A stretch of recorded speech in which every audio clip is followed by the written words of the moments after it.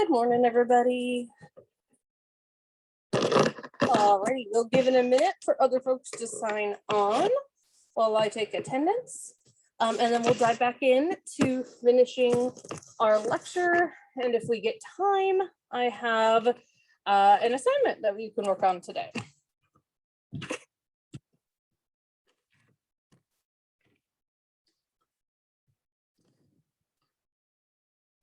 Again, class will be here, hopefully just through this week. And then hopefully next week, everything will go well with my second test and we will be able to be in person.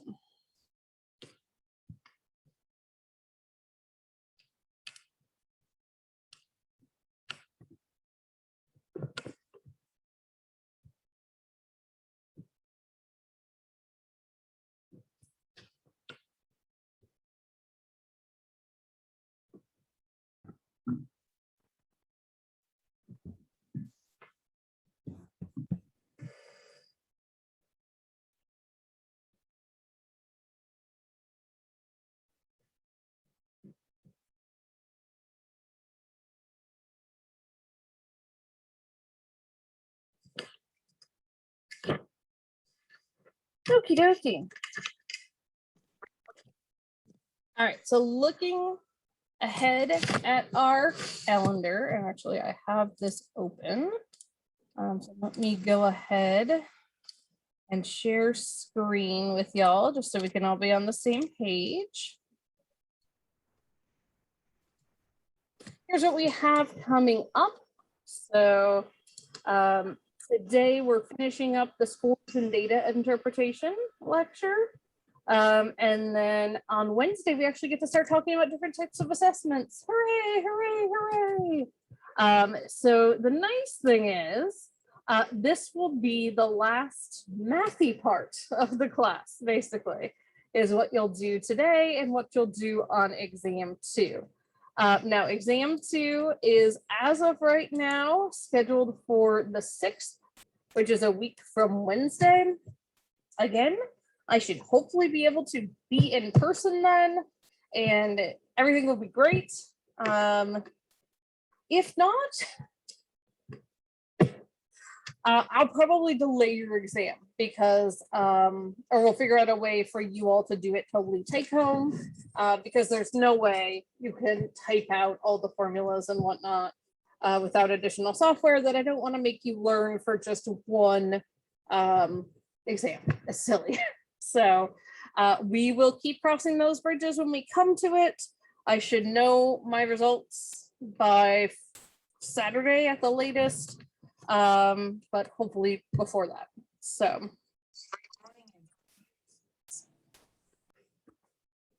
okie dokie. Well, I'm going to double check on my participants list here and see who may have signed on. A couple of you did, so awesome. Welcome, welcome. Making sure I check y'all off. Okay. And then I will do a new share here. Professor? Yes. I have to leave like 20 minutes early from class today. Okay, that's fine. I'm recording, so you can just review the recording later. Okay. Alrighty. Go ahead. Right. Just have to pull this down. There we go. Okay. I'm going to pull down the chat in case people have questions for me. Close all the other windows so I don't get distracted by them. There we go. And I'll put on our captions. All right, so we had finished talking about standard scores and all the different ways you can look at them. And we were actually on developmental norms here. So if you remember, standard scores were all those things like Z-scores, T-scores, the intelligence scale scores, all those things, where once you have your Z-score, it's pretty easy to calculate that out. And so age comparisons are often done for physical attributes, as we talked about with my daughter's example on Friday, right? Looking at height, for example, or we might look at it on weight. And so, for example, in this case, if we use a 10-year-old who weighs 78 pounds, you can use a Z-score to look at. Here we figure out that the mean weight for someone that age is 80. We would look all this up, right? And then the standard deviation is 8 pounds. So that would give you a Z-score of -0.25, or someone at about the 40th percentile, right? Again, your book has some really helpful diagrams here. So this is page 140 if you're following along. And in this case, it's a box. And I'll actually just read it for those of you who don't have your books readily available. This is by Ed Newkrug, who is the first author. When my older daughter, Hannah, was 2 months old, the pediatrician measured her head size. He immediately said, "It's in the 98th percentile. Let's measure it again in a month." I asked him if he was concerned, knowing full well that her head size was outside the norm or not within the average range for her age group, which possessed a number of medical problems. Thankfully, there were no problems. It just turns out that some members of the family just have big heads. However, such age norm comparisons can be critical to the identification of possible early developmental problems. And that's why we look at these things. I have to admit, as a parent, it's kind of fun to be like, my daughter's in the 90+ percentile for height, right? And I don't know how, because I'm short. I'm actually average height. But what they're really doing is looking at it from a medical perspective, right? So if it was the other way, right? If her height was really short, or especially if she was super tall, but her weight was really low, right? They would want to look at things like, is she getting adequate nutrition? Right? Is she processing all her nutrition properly? Right? If you have some sort of metabolic disorder, it can lead to lack of weight gain in the expected amount, for kiddos, based on, where they should be, essentially. Another thing that you'll sometimes run into is what are called grade equivalents, or GE. So, a child in 5.6 grade, you might be like, what is 5.6 grade? Well, it's 60% of the way through 5th grade, right? So a little confusing, a little weird of a metric. You would then compare them to their peer group. So if their grade equivalent is over 5.6, they're performing better than expected at that time. If it's below 5.6, they're performing worse than expected at that time. And as you can see from this bottom bullet point, it's usually not a statement about how much better or how much worse. And then probably the way you would have heard this before, maybe growing up, is they'll say things like, oh, this 8th grader is reading at a 12th grade level, or something like that, right? And that's these grade equivalents. Again, I don't know how helpful these are, right? If you're reading at a 12th grade level in 8th grade, it doesn't mean you magically start college. You still need to gain some knowledge. It just means, there's some information about where this person is falling relative to their peers. Alrighty, so the next thing we're going to talk about is standard error of measurement. And so this is based on the reliability of the test. So it tells you how much error there is in the test itself. And here, test would be any assessment we're giving to that person. And ultimately, how much in any individual score is going to fluctuate due to that error that exists. You would see the formula here, where the standard error of the mean is equal to the standard deviation times the square root of 1 minus r. So you're multiplying the standard deviation of the score you're using. So for example, if we were doing a t-score, our standard deviation is 10. that DIQ, that standard deviation, is 15.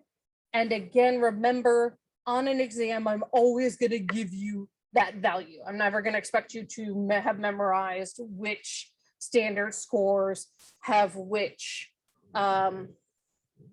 standard deviations. It's, you know, like professionals who don't know off the top of their head, just look it up. So why should I make you all memorize it? It doesn't make any sense. And then you times it by the square root of 1 minus the reliability, which again is something that we could either calculate or, you know, you would have as pre-existing information. So if you look at page 143 of your book, there's a nice box that walks you through how to do this. And I just love that in this book, the examples they use are like themselves. So Ed, again, is your first author. And it kind of walks you through how that would look for Ed in this case. So let's say we've given Ed, we'll keep using Ed as an example, a personality test, okay? And their T-score on this personality test is 60. We know that if we're talking T-scores, the mean is 50, the standard deviation is 10, right? And we know from looking at the literature about this test, and in fact, most of the time when you take an assessment to give to someone that's published and has good data, it'll just tell you the reliability and other important psychometric information in the manual for the test or on the website for the test. So we know the reliability of this test is 0.84 because we looked it up in the manual. So how would we then calculate standard error of the mean, right? So we would take 1 minus, in this case, 60 point, the 0.84. Yeah, 0.84, sorry, I'm just like spacing out for a second.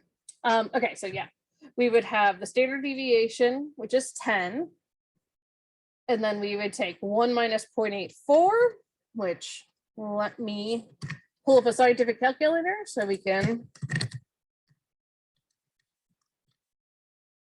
take a look at it together. Okay, so 1 minus 0.84 is 0.16, right? So that is then what is, sorry, wrong class. There we go. That is what's under our square root here. We just took 1 and subtracted the reliability from it. Okay, when we take the square root of 0.16, right? 0.16, and that gives us 0.4. Just like if we took the square root of 16, it would be 4, right? So that gives us that number.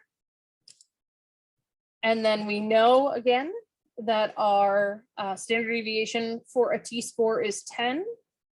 And so then we would just multiply 10 times what we got here, which if we look back over here is our 0.4, right? And that gives us 4. So essentially what this means is that 68% of the time, your score would fall between 56 and 64, because it's 4 on either side of your actual score, which in this case is 60, right? So 95% of the time, your score would fall between 2 standard deviations or 2 standard error means out. And so again, if you look in your book, which I keep putting down in different places, which is not that helpful to myself, right? On page 142, they have our familiar bell curve, but this time under it, they show you the standard error of the means. And so essentially, 1 standard error of the mean is plus or minus 1 standard deviation. So it's 1 standard deviation above, 1 standard deviation below. And again, that's where this is. And that's that 68%. Okay, because it's, again, those standard deviations add up to that if we were to do area under the curve and all that fancy stuff. Okay, and then if we go out to standard error of the means, Now we're -2 standard deviations all the way to +2 standard deviations. And 95% of people will fall within that part of the normal curve. So basically, this allows you to say, I have 95% confidence that this person's true score on this exam or this assessment falls between 52 and 68 because their score was 60. We found out the standard error of the mean is 4. So we're taking 2 standard deviations below the mean. That is 4 times 2, which is 8, right? 60 minus 8 is 52. And then if we go to the positive side, 60 plus 8 is 68. So it just falls between that. 95% of the time, you may have heard this in other classes or other times you've looked at math referred to as the 95% confidence interval. And that's why. This 95% of the time, if we get this t-score of 60, given these other parameters, we know that it falls between 52 and 68 if we could magically take away all the error. Let me mute for a second while I go. All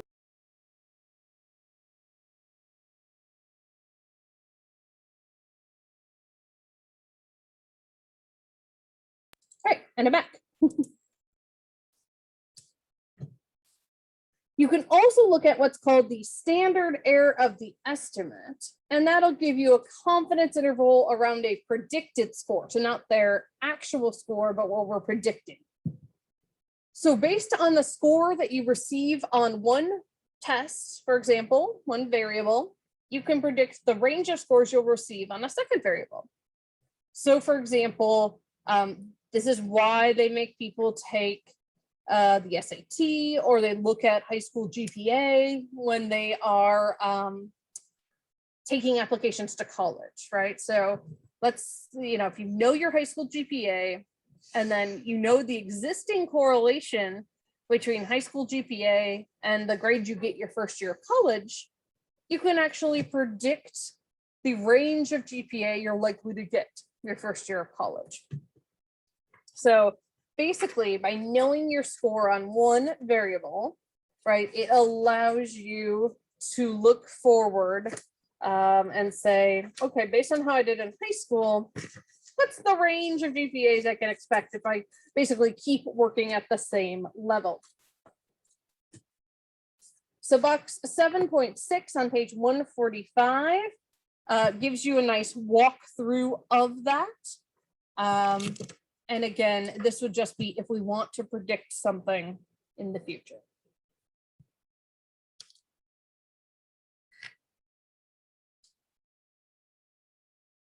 So this is a really important, helpful rules.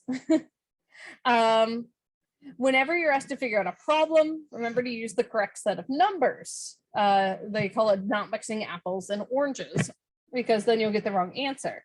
So as you practice various formulas in class, it's easy to use the wrong score or mean or standard deviation. For example, in the book, they use the example of a woman named Letitia for looking at SEM. And you could use her DIQ score of 120 and figure out SEM using the DIQ standard deviation of 15.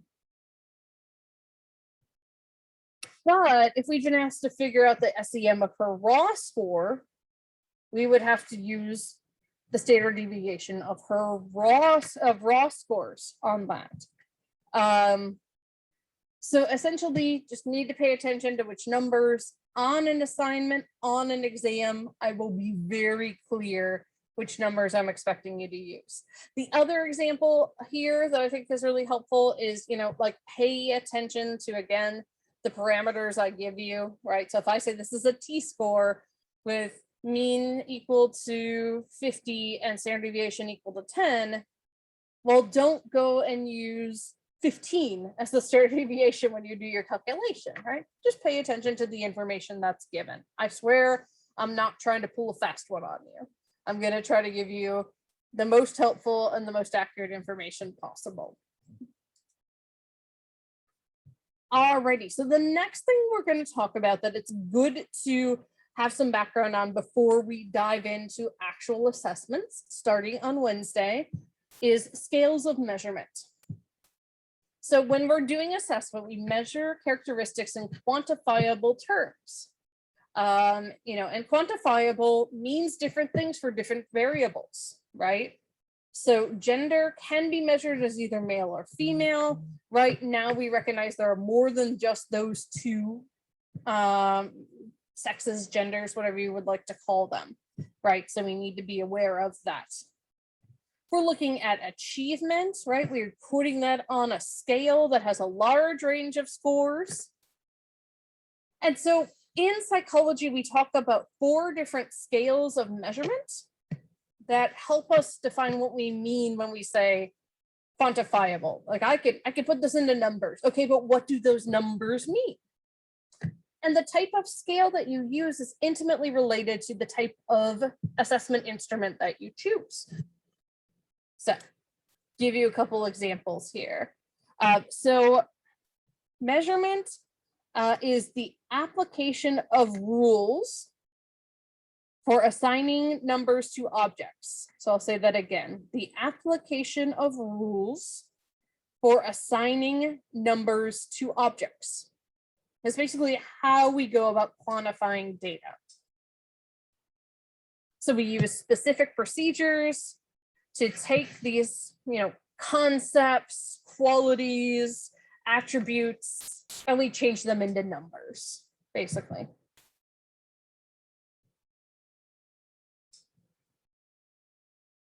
This class is largely about studying measurement systems. For all the various tests we'll talk about numbers, right, and what those mean for a person. So this section is going to seem pretty simple when I go through it. There's not that many slides, and this is compared to all the math we just looked at. This is going to feel better. This is going to feel more intuitive, right? But I guess what I'm saying is, like, don't let that relaxation put you so relaxed that you don't pay attention, just because this is something that will come back up. So there are 3 important properties of scales of measurement. The first is magnitude, and magnitude can be defined as moreness. So a scale has magnitude if we can say that a particular instance of that attribute represents more, less, or equal amounts of a given quality than does another instance. Okay, so magnitude, we can say if you have this score, that means that you have more of something or less of something or equal amount to someone who has similar or different scores. So things that have moreness: height, weight, scores in a game, right? Well, I think the thing they're going to have to do in order to win is to score more points, right? Sort of the stereotypical sports announcer thing. Yeah. It has meaning if you score 21 in a football game and your opponent only scores 6, right? It means that you have more points and therefore you win. There are times, however, when we use numbers and they don't mean more or less. So if you go into Jimmy John's or Jersey Mike's, I think they both do this. They number their sandwiches, and you can order the sandwich based on the number, right? This is fairly common in delis in general. It doesn't mean that if I order a number 13, that it's more of a sandwich than a number 12, right? It's almost like as if they just gave each sandwich a name or a symbol or a letter, right? The number doesn't actually mean anything about the quantity of sandwich you get. It's just a label. Subway train numbers, same thing, right? The 6 subway line is not twice as much subway as the 3, right? If you give, you're doing a little league and the teams are given numbers, right? It doesn't mean that number 4 is twice as much baseball as number 2, right? So you can have examples of times where the numbers genuinely mean that there's magnitude, that it means more or less. But there are also times where a number is just kind of a label. And I think that a lot of times people forget this when we get into looking at actual data. So that's why I'm taking such a careful time to explain this. Another thing that measurement can have, or some don't have, is equal intervals. So the distance between 2 points at any place on a scale has the same meaning as any other 2 points. So I'll say this again. The distance between 2 points at any place on a scale has the same meaning as the difference between any other 2 points. So examples here, rulers, right? Oh, I think I have a ruler in here somewhere. Hang on. Well, maybe not. I really thought I saw one the other day. Yeah, hey, here it is. Okay, right? So here's a ruler, right? So if I look at the distance between 1 inch and 2 inches, it should be the exact same distance as the distance between 4 inches and 5 inches, right? That's an equal interval. Same thing as if we looked on a scale, right? That you weigh something on. We weigh my cat's food on a scale because if we just free feed him, he'll just eat until he can't walk anymore. We've done it once. It was an interesting experience, right? So if I am looking at it, the difference between 1.2 and 1.3 ounces is the same as the difference between 1.4 and 1.5 ounces, right? An ounce is an ounce, equal intervals. Another nice example is mile markers on the highway, right? Those mean the same amount, whether you're at mile marker, looking between mile marker, 220.1 and 220.2, or mile marker 3.1 and 3.2, right? It's still 0.1 miles. Yeah, Debbie, go ahead. I just want to go back real quick and make sure. So we were talking about magnitude, and you were talking about like what's not, like, if you order a 13, what is that called? Is that just not magnitude? It's basically not magnitude, or it's what we call a nominal scale, which will get to a slide or two. But yeah, it's essentially nominal, name, label, basically. Yeah, good question.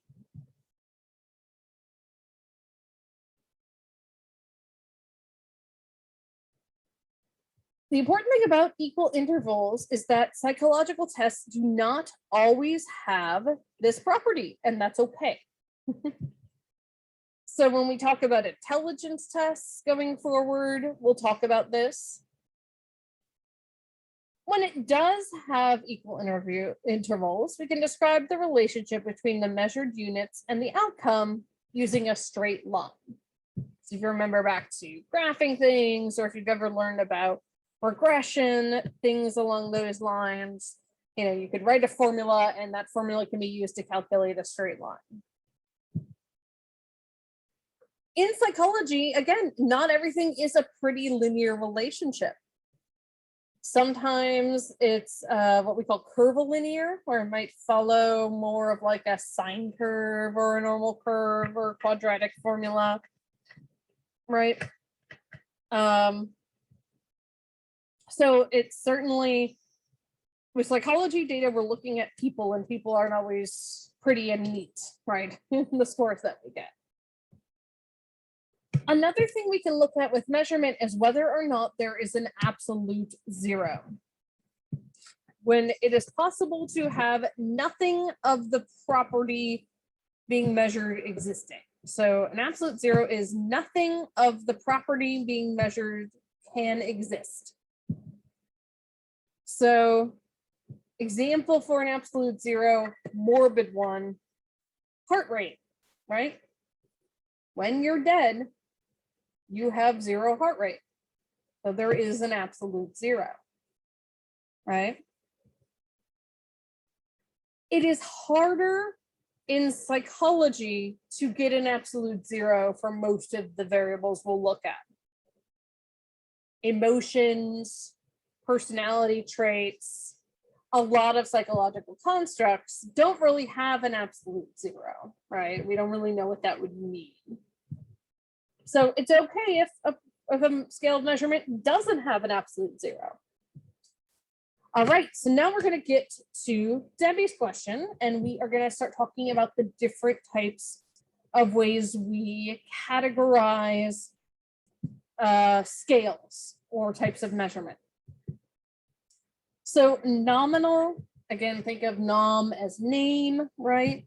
This is where you're using numbers to just name something. So you're naming categories using labels, and these labels just happen to be numbers. There are usually not equal distances, and in fact, like equal distances may not even have a meaning for something like this. So if you look at the example of like sex, 1 being male, 2 being female, 3 would be non-binary, 4 would be other, recognized genders, minoritized genders, right? There's no equal intervals in between those. Like it actually doesn't have a meaning to be like the distance between male and female is the same as the distance between female and non-binary, right? Like that doesn't even make sense, right? So the number values are truly arbitrary. Like I could do, and I think I have in data sets, I can make it so 1 was female and 2 was male, and it doesn't change anything, right?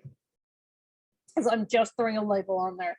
I mean, I could use a random emoji, right, instead of a number. We use numbers because they're convenient, and they allow us to do some basic statistics with things. But the number itself is just a marker. It's meaningless. It doesn't mean that if you're female, you have twice as much gender as someone who's male. There's no true zero here either, right? There's no 0 gender or 0 ethnicity, right? Even if someone identifies as a gender, that's still a gender they identify as, if that makes sense. So again, you'll see this for ethnicity and race, right? Where each number, again, is just sort of arbitrarily assigned. And I don't know if I've ever seen, besides people who take like the census questions and reuse them, like pretty much every person is going to list these in a different order when you take them. So the numbers are completely arbitrary just based on the order they're listed in. Right, so that's nominal. We're using labels as names, as numbers. As numbers as labels. I'm going to call the group with PTSD group 1, the group without PTSD group 2. Okay? That's nominal. Ordinal is essentially rank ordering. So that's a way to remember what ordinal is. You think of rank ordering, just like for nominal, you can think name. I'm trying to give you some memory cues here. This tells us the relative order of our participants on the dimension being measured, but it doesn't tell us anything about the distance between participants on the dimension. The distance between the numbers is arbitrary, okay? So it tells us the relative order of our participants on the dimensions being measured. So it's a rank order of our participants, but the distance between them doesn't really mean the same amount as it would if we were looking at the distances on a ruler, for example. So let's say we decide to label the best painting in the world a 10 and the worst painting in the world a 0. Like, okay, right? There's a lot of nuance there, right? I think a better example, having just been through an Olympic year, right, is to think about gold or medal standings, right? So first, second, third places, right? You're all getting a medal. Sometimes the distance between first and second is like, let's say track and field, right? It might be 0.01 seconds, right? Someone might have just outleaned someone else. Or if you're talking a distance race, right, you could have, I think Katie Ledecky, right? You could have 10 seconds ahead of the next person, right? So the fact that she's first and the other person is second doesn't tell you anything about the distance between them, only the relative order. Also, if we think about GPA, right? You know, an A being a 4.0, a B being a 3.0, D being a 1.0, and then an F is 0, right? And like F is everything under 60, right? Certainly not an equal ratio between each. Another example is rate the following. The counseling was helpful, right? Like, I don't know if these are equal for people in their minds. Interval. Interval is where there are the same distance between numbers, but there's no 0. So for example, Fahrenheit, if we're measuring temperature, has a 0, but that doesn't mean the absence of temperature, right? When it's 0 degrees Fahrenheit, it means it's cold, right? Really, really cold. And in fact, with Fahrenheit, you can go below that, right? And then it means it's even more cold. One time when I was growing up in Michigan, we had negative 40 degrees with the wind chill, right? That exists, and it is a temperature that you can feel, right? So there's not an absolute 0. What is 0 IQ score? A total lack of intelligence? Like, you have to have some intelligence, right? A 600 on the GRE is better than a 550, but not necessarily twice as good as a 300 because it's impossible to get a 0 on the SAT. I guess if you turn it in blank, right? Because there's no true 0, we're limited in the statistics we can do. We can't multiply or divide things technically. So the gold standard, what we aim for in theory is ratio. However, it's going to be rare for a psychological construct to meet this ratio category, okay? Ratio is the highest level of measurement. It does have a true 0. So you can have a total absence, and those intervals are meaningful. So, right, so if we're thinking weight, if I weigh 200 pounds, I weigh twice as much as someone who weighs 100, right? In theory, you can have 0 weight or 0 length. 2 inches is twice as long as 1.5 inches, for example. As an inch, sorry, and half as long. That makes a lot more sense. I was like, that's not right. 2 inches is twice as long as half an inch, and it's also half as long as 4 inches. You can do averages with ratio scales. You can do higher level statistics as well.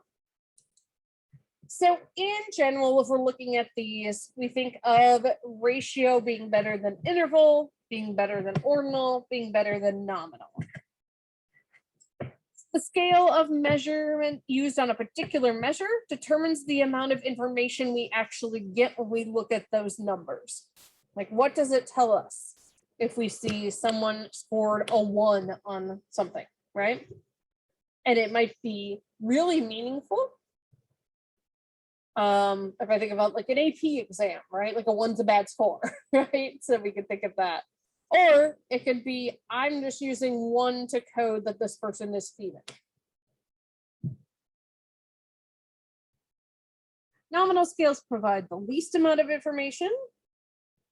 And then ratio provides the true 0 and equal intervals, and that gives us the most amount of information based on that number, that score for that person.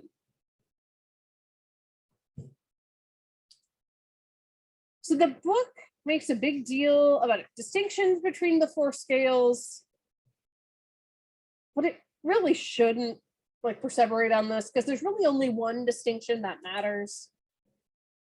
And this is the only important one is actually D. Typically in class, I'd have you raise your hands. That's gonna be a little complicated here. So D, the only important distinction is between nominal and everything else.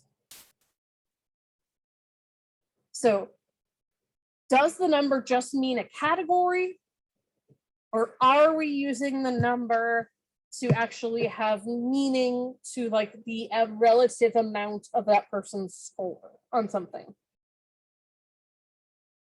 So nominals and categories, you can't do stats with them other than using it as a way to sort of divide the group by that category. So reviewing it really quickly, nominal is the categories, the names. Ordinal is the ranks, rank order. Interval is like ordinal, but the distances between your values are the same. And ratio is the same as interval, but there is a true 0. Okie dokie. Any questions about scales of measurement?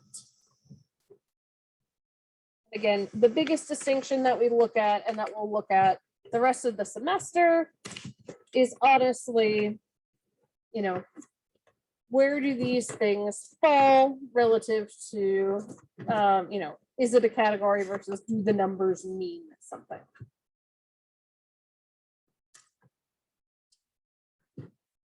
I do have a question. Sure.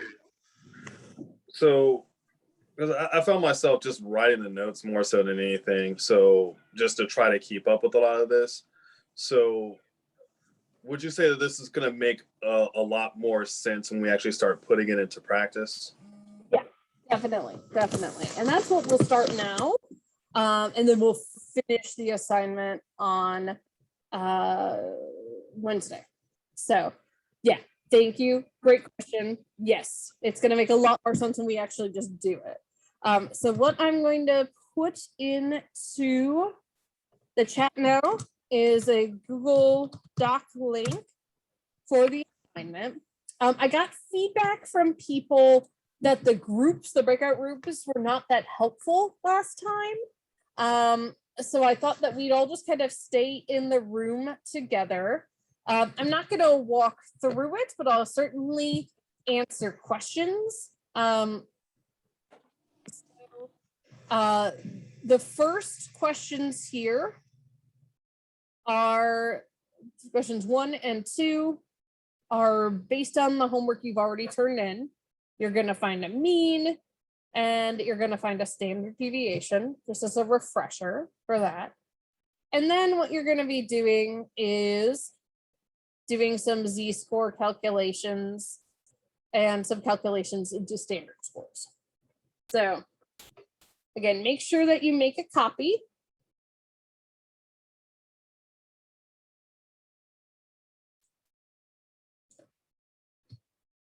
So I'll repaste the link just in case. There we go. And I am here to answer any questions that you have. So if it's easier for you to print it out and start doing it by hand, you can. If you're cool with typing it, go for it. Typically, we're handing these out in class, so I kind of float around to people that have questions. So we've got about 5 minutes left of class that you can start looking at some of this. And feel free to just unmute yourself or type in the chat with any questions that you have. I'm actually doing this from an iPad. So I have a desktop, but it's not going to the desktop. Like where I'm viewing it and seeing it and chat and all that's via iPad. So is this at some point going to be on Blackboard or something like that so I can do it? Yeah, I'll throw it on Blackboard right now, actually. Yeah, so I can put it on Blackboard. Honestly, if you're able to save it to your iPad, it might be easier because then you couldn't just write on the screen. So Okay. Yeah, while we're talking, I'll go ahead and throw this on Blackboard. All right.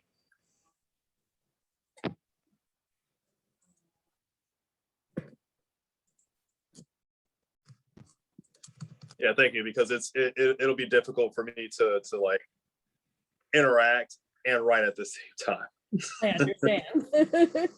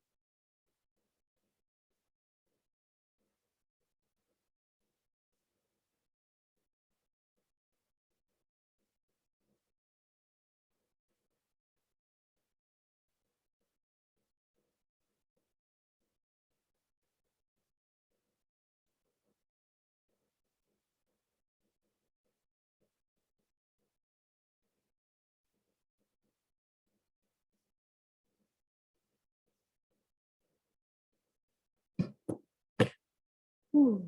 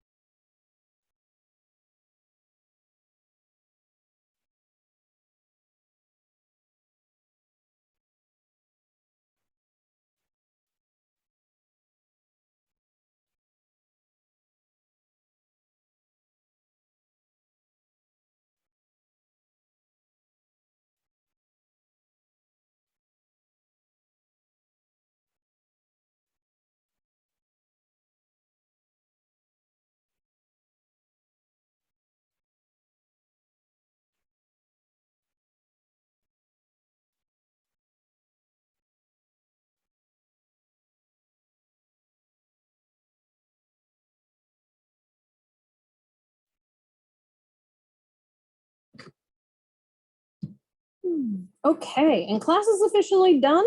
So I'm gonna go ahead and stop share. So what I'd recommend is go ahead and try to work on this